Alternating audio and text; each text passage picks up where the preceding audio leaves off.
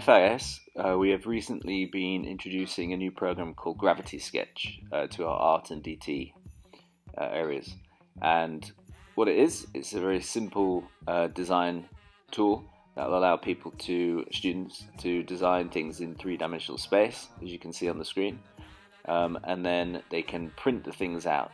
So we can export the things they've created as OBJ files and send them to our 3D printing area in the DT department.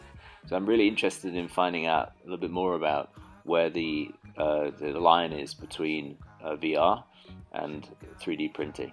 And we happen to have people who are experts in both in our school. So it's our duty to explore that. On the screen here you can see something that we did print out. So this is a kind of alien plant that somebody's designed, and you can see how the program uses vectors to be able to move the things that you've drawn around.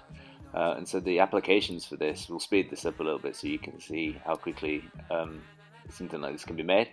So the applications of this in DT are very varied, and as you can see you can then export the thing you've made into CAD software, and as you'll see in a second it then prints out, and you can have a lovely display like this one that I've made and printed out and is now sat on my desk in my classroom.